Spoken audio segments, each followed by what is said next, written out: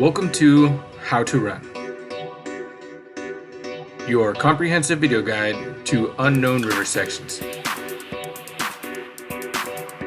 Here you will get to see every inch of a river from a drone's perspective, followed by in-boat footage showing you how to safely navigate the rapid sections.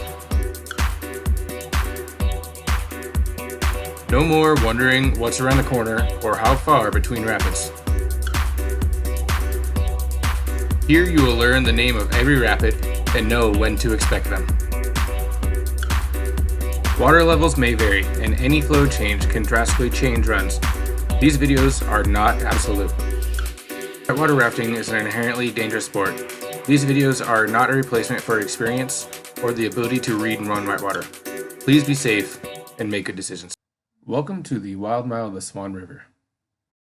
According to American Whitewater, this section is listed as a Class 3-4. However, any water levels above 3,500 CFS, I do strongly believe is a Class 5. There are a lot of really big waves, with the exception of the one dead section in the middle of the river. There's not very many opportunities to get out of the river, and both banks of the river are actually strainers at most higher water levels.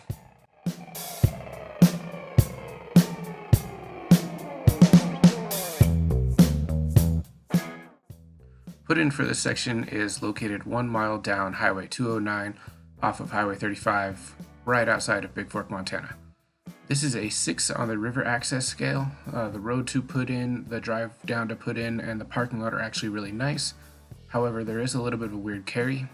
You do have to go over a spillway, over a narrow bridge, past some barbed wire, and then down this goofy little rail to actually get into the water. Shown right here is the put-in eddy. It is fairly small. Usually you can only fit one boat in it comfortably. When you push off, you want to do an upstream ferry out this direction. You want to try to end up right about here before you actually start going downstream.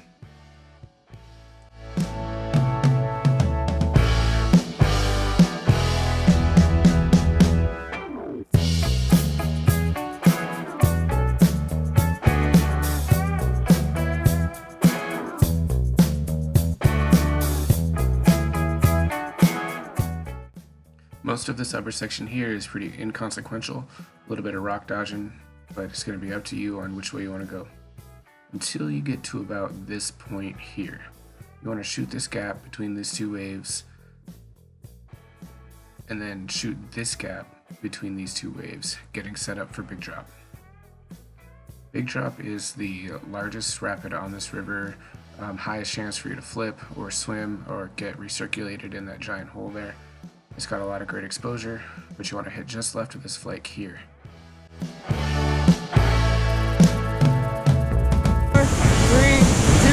1.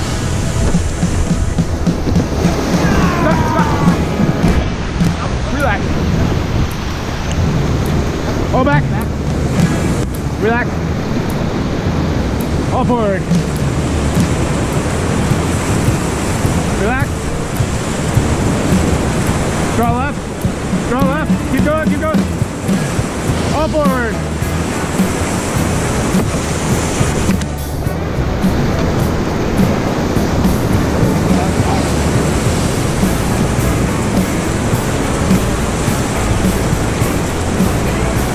Keep going, give it all, guys, give it all.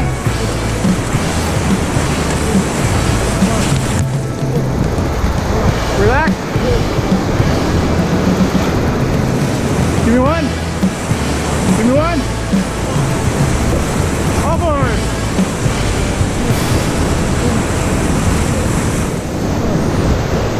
Relax. Draw left, draw left. Relax. All forward. So if you manage to stay in the boat coming through Big Drop, you are now in about a 2-second break period if you want to, or you can keep on paddling through into the staircase. You're going to get lined up on left center, basically here, with this angle, and then you're going to stay on that left center channel of the river. The most dangerous part of this section here is going to be right behind this big rock. There ends up being a massive hole there at most middle to upper water levels, and it does get pretty nasty.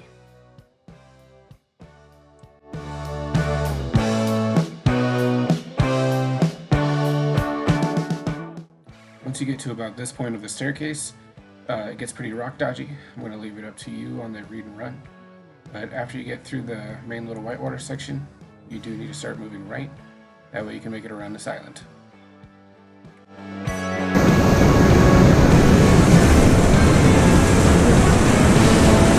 Relax. All forward. Draw right, draw right. Keep going, all forward.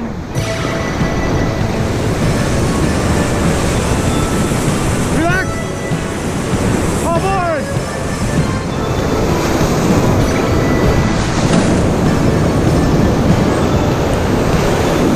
Draw left. Keep drawing, keep drawing. Keep going. All forward.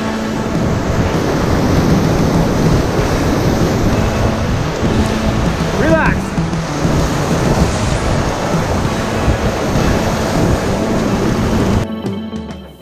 Welcome to the only real calm section on the Wild Mile. This willow tree right here does make a very large strainer during most middle to high waters, and there has been a lot of issues with that in the past, so if you're at those water levels, make sure you're keeping an eye on it. It's about 1,000 feet from the bottom of the staircase, coming up to our first little feature here that we like to call Mighty Mouse.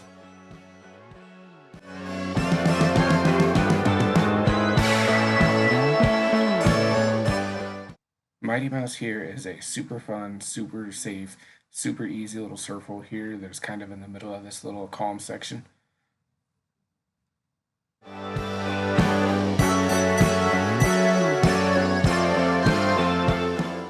Now it is about 850 feet to our next feature on the river that we call Moe's Hole.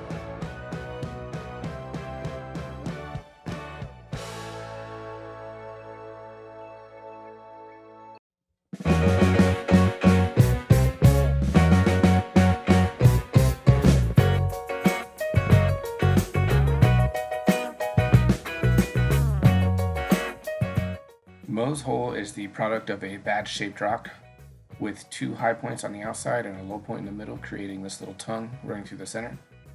Now, the spicy line, the more fun line, is to split that tongue, go right through in between those two holes, but the safer line is definitely to take this left side around the outside. Either line that you choose to take, you are going to have to start moving to the river right at this point.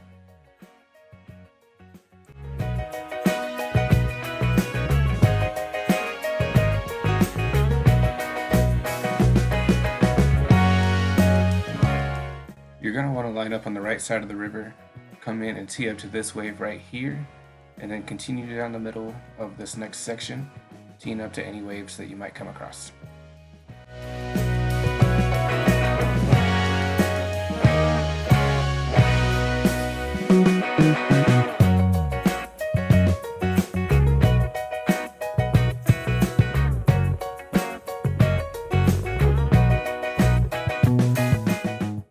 Now, to the best of my knowledge, most of this corner doesn't actually have a name. However, there are some moves that need to be made here soon. First one being, if you want an easy run up on the Three Sisters, which is coming up, you want to start out going left right here and stay on the left center of the river. However, if you're not so worried about a safe line, you can stay on the right here and get lined up for the Three Sisters later.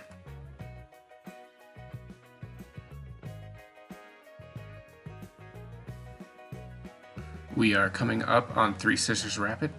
You're going to want to stay lined up on the center left of the river, kind of dodge these holes or waves until you get to this point right here, which is the entrance of the Sisters. Give me two.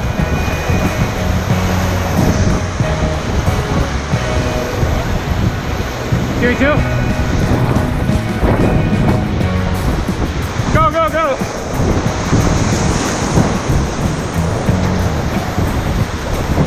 Relax. Give me two.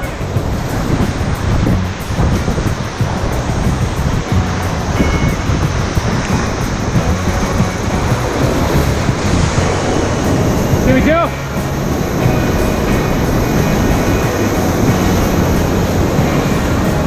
Give me two.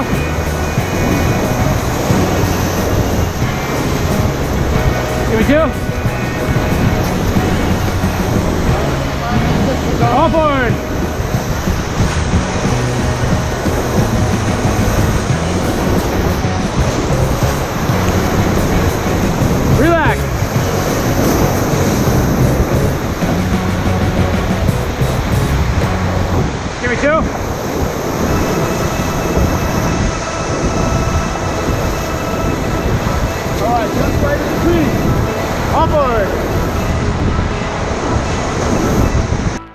This is Three Sisters Rapid.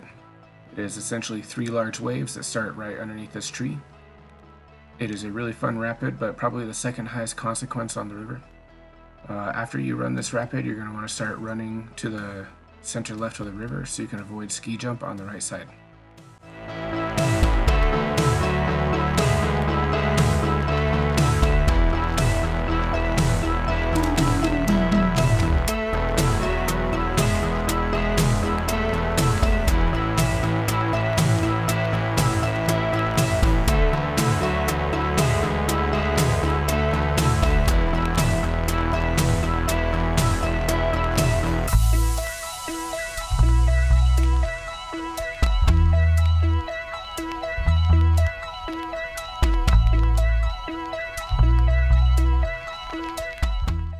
Coming up on the right side of the river here is a large hole that we like to call ski jump. Essentially, after the sisters, you want to keep pushing left, stay in this little V green area here, and push through these waves.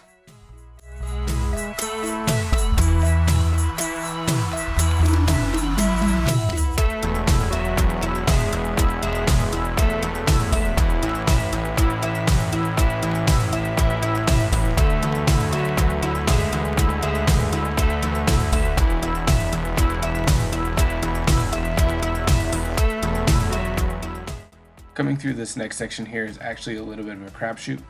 There's that last good defined wave right there where if you can hit that right in the V, you're going to be best off. However, coming through where this kayak is pretty rock dodgy in here. Following their line is a good idea. However, there's a lot of shallow rocks that you can be hitting with your raft.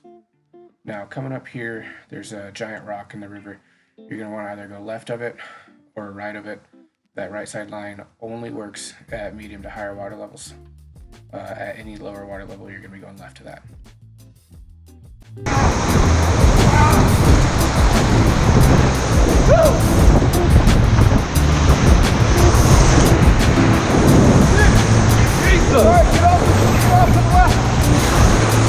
Keep going, guys.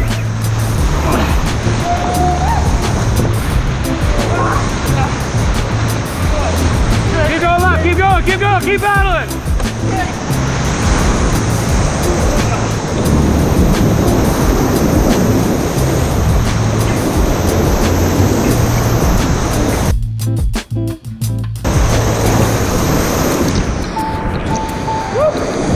Keep going. Relax a little. Straighten this out, There we go, relax.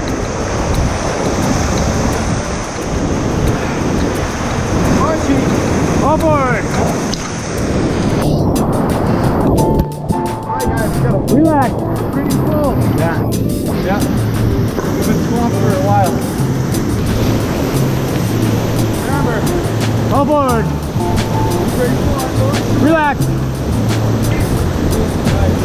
All forward. Relax.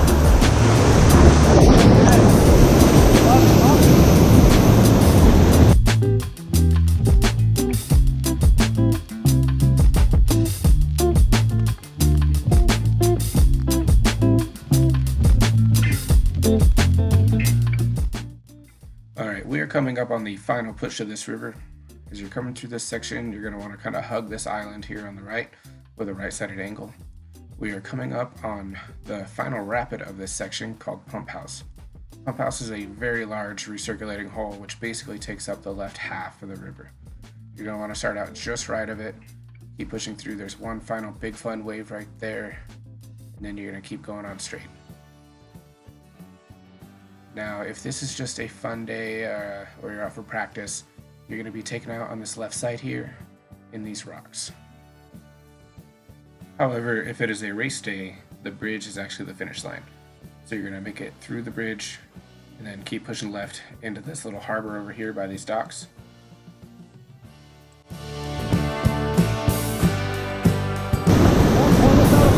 We'll blast it to the bridge. Yeah. Great run, guys. Yeah. Oh, man. Give me two. Yeah, hold on.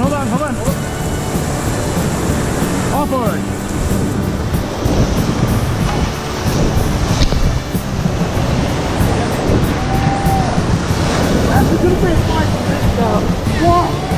Yeah!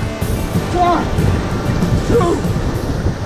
2. The reason that I bring up using this left side takeout on practice floats or fun floats is because that is actually a park owned by the city of Big Fork, and we are allowed to use that in all occasions. However, the harbor behind the bridge on the left side is private property, and we only have permission to use that on race days. I do ask that anybody consider this river, make sure you have safety, make sure you have somebody with you who's done it before, or you do a lot of scouting ahead of time. I do believe this is a very dangerous river, and all the care and safety should be put in place for it. That being said, this is one of my favorite rivers to run.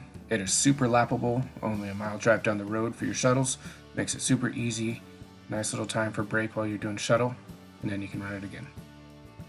If you need to, I'm only about 45 minutes away too, so you can give me a call and I might come out and meet you.